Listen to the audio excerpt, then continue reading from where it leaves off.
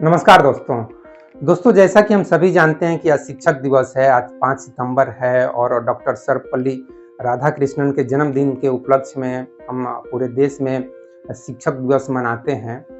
तो सबसे पहले तो मैं उन सभी शिक्षकों को प्रणाम करना चाहता हूं, उनके प्रति अपना शुक्रिया अदा करना चाहता हूं और हर एक उस व्यक्ति को मैं प्रणाम करना चाहता हूं जिस व्यक्ति ने इस धरती के एक व्यक्ति से लेकर सभी लोगों को कुछ पढ़ाने का, कुछ समझाने का, उनके जीवन में विकास की एक किरण पैदा करने का कोशिश किया है। जैसे कि मेरे साथ आप देख सकते हैं कि श्री कृष्ण हैं, गौतम बुद्ध हैं, आइंस्टीन हैं।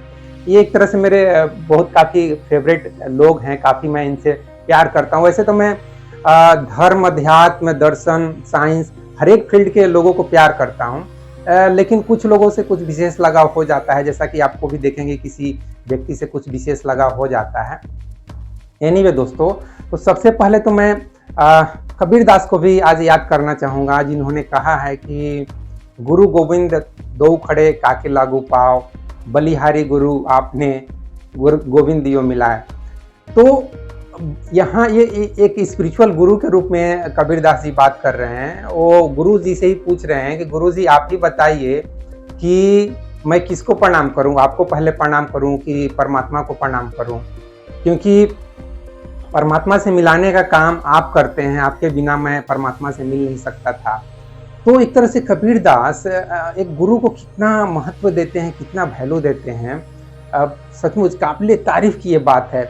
और सबसे मजेदार बात यह है दोस्तों कि वो खुद कुछ ज्यादा पढ़े लिखे व्यक्ति नहीं थे और इसलिए उन्होंने एक दूसरी बात भी बोला कि पोथी पढ़ी पढ़ी जग मुआ, पंडित भाया न कोय, ढाई अक्षर प्रेम के पढ़े सो पंडित कोय।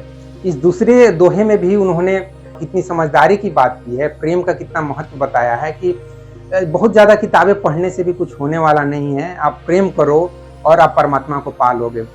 उसके बाद दोस्तों आज हमें उन सभी व्यक्तियों को याद करना चाहिए, उन सभी महान लोगों को याद करना चाहिए जिन्होंने मानवता के विकास में काफी योगदान दिया है। अगर हम अध्यात्म की बात करें, धर्म की बात करें, तो उस क्षेत्र में जैसा कि हम दोस्तों जानते हैं कि श्री कृष्ण हुए, अब्राहम हुए, मोसेस हुए, या उसके बाद गौतम बुद्ध और महावीर हुए, उसके बाद गुरु नानक हुए, पैगंबर मोहम्मद हुए, तो ये सब जीसस हुए। ये सब काफ़ी, इनको भी मैं चाहूँगा दोस्तों कि इनको भी आप एक गुरु के रूप में देखिए। और ये धर्म के नाम पे जो आप झगड़े करते हैं ना, उन झगड़ों को मैं चाहूँगा कि दोस्तों ये बंद करने का सबसे सिंपल तरीका, सबसे आसान तरीका यही है कि ये जितने भी लोग, इन सभी को आप गुरु के रूप में देखिए, ठीक है। और इनके किताबों को आप पढ़ने का कोशिश कीजिए, समझने का कोशिश कीजिए कि वो हमें किस तरह से जीने के बारे में समझाएं, हमको किस तरह से दूसरे के साथ व्यवहार करने के बारे में बताए हैं। और आप मोटा मोटी देखिएगा तो सभी लोग एक ही चीज बताने का कोशिश किए हैं कि कैसे हम लाइफ को जिएंगे, हाउ टू लिव, जिसके बारे में, आर्ट ऑफ लिविंग के बारे में बताने का कोशिश किए हैं कि अगर हम इस तरह से जीते हैं तो हमको अपने लाइफ में मैक्सिमम संतुष्टि मिल सकती है, मैक्सिमम शांति मिल सकती है। और मैक्सिमम संतुष्टि और शांति का ही मतलब होता है परमात्मा, परमात्मा की प्राप्ति। अदरवाइज परमात्मा का और कोई मतलब नहीं है, भगवान और गॉड का कोई मतलब नहीं है।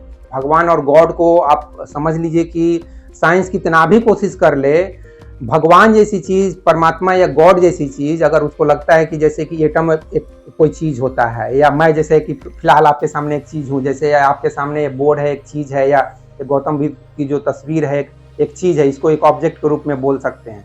लेकिन आप चाहेंगे कि इस तरह का कोई ऑब्जेक्ट साइंस फाइंड आउट कर ले जिसका नाम वो गॉड रख दे, भगवान रख दे, तो ऐसा कुछ ऑब्जेक्ट नहीं मिलेगा। हाँ, गॉड पार्टिकल मिल सकता है, एटम मिल सकता है, इलेक्ट्रॉन मिल सकता है, लेकिन गॉड ऐसा कुछ जिसके बारे में अध्यात्म बात करता है, वो सुप्रीम पावर है, उसमें सब कुछ करने की क्षमता है, वो असंभव को संभव कर सकता है, उसके लिए कुछ भी असंभव नहीं है। जैसा कि खासकर हिंदू धर्म के लोग ऐसा मानते हैं कि भगवान के लिए कुछ भी असंभव नहीं है। वो गूंगे को बोलना सिखा सकता है, वो बहरे को सुनना सिखा सकता है, वो अंधे को आंख दे सकता है, वो बेवकूफ़ से बेवकूफ़ इंसान को एक सेकंड में आइंस्टीन के जैसा इंटेलिजेंट बना सकता है, एक साइंटिस्ट बना सकता है। ऐसा लोग मानते हैं, खासकर गांव देहात के लोग इस तरह की चीज़ें मानते हैं कि भगवान में इतना ताकत है कि वो कुछ भी कर सकता है, उसके लिए कुछ भी असंभव नहीं है।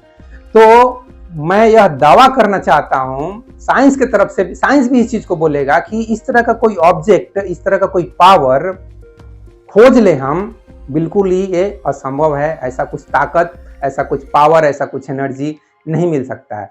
एनीवे दोस्तों, तो मैं यही बेसिकली इन सभी के बारे में कहना चाहता हूँ कि सबसे पहले तो धर्म के नाम पे हम सभी को लड़ना बंद कर देना चाहिए।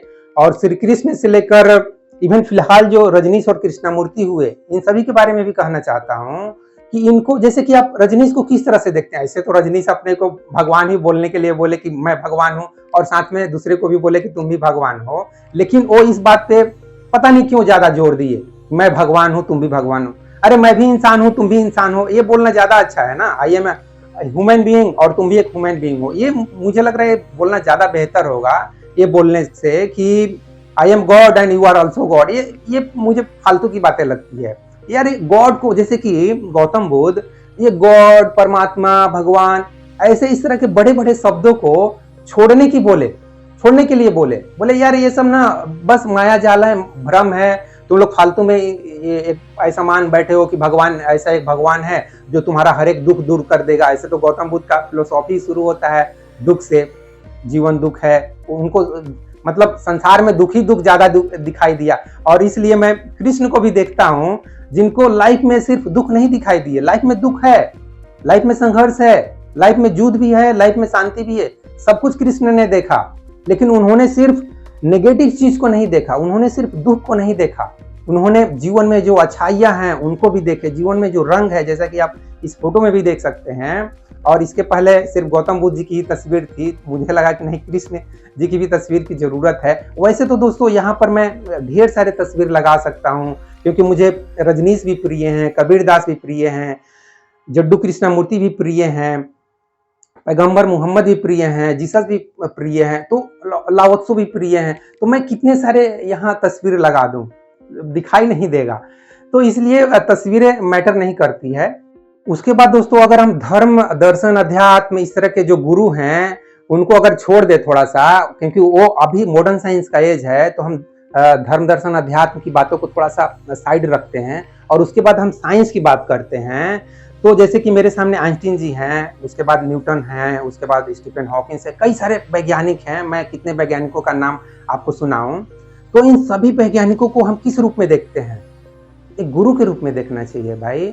जैसे गौतम बुद्ध के बगल में आइंस्टीन आप देख रहे हैं, ये दोनों को आप गुरु के रूप में देखिए, कृष्ण को भी गुरु के रूप में देखिए। यहाँ पे न्यूटन साहब का भी तस्वीर लगाया जा सकता है, गैलीलियो, जिनको आइंस्टीन और न्यूटन दोनों काफी वैल्यू देते थे, उनको मॉडर्न साइंस का गुरु माना जाता है, फादर माना जाता है।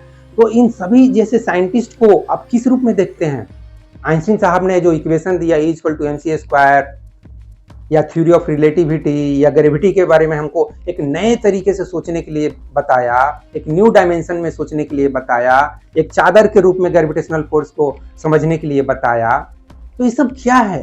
ये सब मॉडर्न साइंस का ज्ञान है भाई। और जिनसे हमको कुछ भी ज्ञान मिलता है उसको हमको गुरु के रूप में देखना चाहिए। तो सबसे ज्यादा ज्ञान तो हमको ये साइंटिस्ट से मिल रहा है।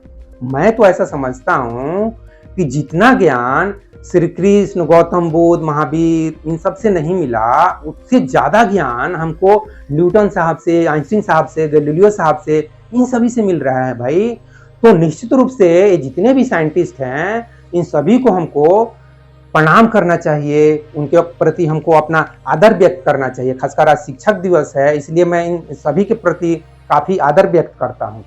उसके बाद दोस्तों, अपने देश के जो फिलहाल गुरु हैं, जो बच्चों को पढ़ाते लिखाते हैं, जिनको मैं भी कभी कभी यूट्यूब पर वीडियो के रूप में देख लेता हूँ, उनके बारे में भी मैं जरूर जिक्र करना चाहूँगा। खासकर खान सर हैं, दिव्यकीर्ति सर हैं, ओझा सर हैं, और भी कई सारे गुरु हैं जिनको मैं कभी कभी सुन लेता हूँ। उनको सुनकर मुझे अच्छा लगता है। तो ये आज के शिक्षक भी बच्चों को काफी अच्छे तरीके से ज्ञान दे रहे हैं, उनको शिक्षा दे रहे हैं। इन सभी शिक्षकों से मैं एक चीज जरूर आज निवेदन करना चाहूंगा कि आज के समय में जैसा कि आप देखते हैं कि एजुकेशन को काफी कमर्शियलाइज किया जा रहा है, पैसा कमाने का एक धंधा बनाया जा रहा है। तो इस चीज को थोड़ा सा आप लोग ध्यान दीजिए। और इसको, जैसा कि आप देखते हैं कि गौतम बुद्ध चाहे महावीर, उस जमाने में यार पैसे कुछ भी नहीं लेते थे, फ्री में ज्ञान देते थे। तो मैं यह तो नहीं कहूँगा कि आप गौतम बुद्ध की तरह भिक्षाटन कीजिए, गली गली घूमकर भिक्षा लीजिए और उसके बाद ज्ञान दीजिए। नहीं, मैं वो भी नहीं कहना चाहता हूँ। आप ज्ञान के बदले में पैसा लीजिए, लेकिन पैसा कमाना ही सिर्फ टारगेट मत बनाइए। बल्कि कोशिश यह कीजिए कि कैसे हम बच्चों को अच्छी से अच्छी शिक्षा दे, अच्छा से अच्छा ज्ञान दे, अच्छा से अच्छा संस्कार दे, उनको फिजिक्स, केमिस्ट्री, मैथ, बायोलॉजी, चाहे हिस्ट्री, सोशल, ह्यूमैनिटी के जितने सब्जेक्ट्स हैं, चाहे कॉमर्स के जितने सब्जेक्ट्स हैं, उन सभी का ज्ञान बच्चों को कम से कम पैसे में दिया जाए। और दोस्तों, जैसा कि हम सभी जानते हैं कि ये स्टूडेंट के बिना टीचर्स अधूरा है और टीचर्स के बिना स्टूडेंट अधूरा है, इसलिए स्टूडेंट से भी मैं ज़रूर 2 शब्द कहना चाहूँगा।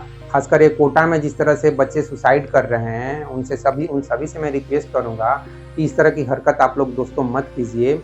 अरे यार, कोशिश करना है, टीचर्स भी आपके लिए कोशिश कर रहे हैं, टीचर्स से जितना हो सकता है फिजिक्स, केमिस्ट्री, मैथ, बायोलॉजी का ज्ञान आपको दे रहे हैं। चाहे ओझा सर और दिव्यकीर्ति सर आपको हिस्ट्री, सिविक्स, सोशल, ह्यूमैनिटी के जितने सब्जेक्ट्स हैं उसका ज्ञान देने की कोशिश कर रहे हैं, दर्शन का ज्ञान देने की कोशिश कर रहे हैं। तो कहने का मतलब टीचर्स आपको ज्ञान देने का कोशिश कर रहे हैं। उस ज्ञान को आप जितना ज़्यादा हो सकता है लेने का कोशिश कीजिए, उसको समझने का कोशिश कीजिए। आप जीवन का मकसद केवल यह मत बनाइए कि मेरे को आईएएस ही बनना है, चाहे एडमिन बनना है, डॉक्टर बनना है, नहीं।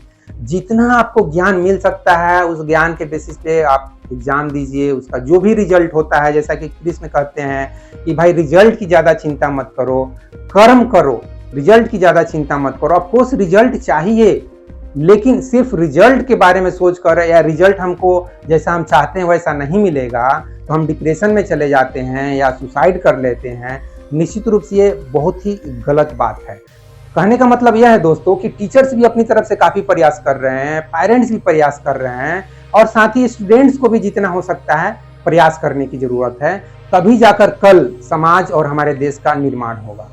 तो इस वीडियो में बस इतना ही दोस्तों। ये वीडियो के बारे में आप जो कुछ भी कमेंट करना चाहते हैं नीचे कमेंट बॉक्स में लिख सकते हैं और ये वीडियो अगर आपको पसंद आता है तो अपने दोस्तों के साथ भी शेयर कीजिए। तो फिर मिलते हैं अगले वीडियो में दोस्तों। जय हिंद, जय भारत और जय विश्व, जय भगवान। Thank you very much friends.